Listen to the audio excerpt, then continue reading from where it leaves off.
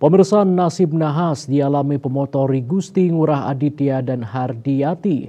Keduanya tewas setelah terperosok ke tebing karena tak bisa mengendalikan laju motor di Jalan Gumung menuju Bungaya, tepatnya di depan Pura Dalam, Desa Tenganan.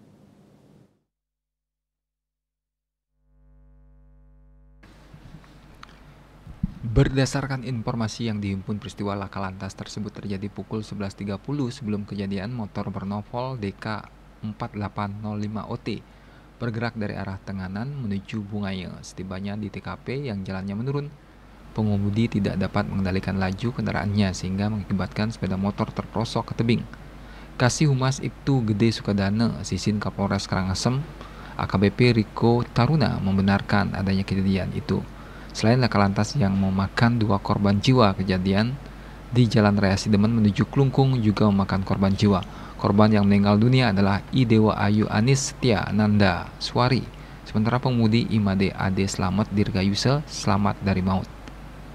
Eka Parananda, Bali Pos.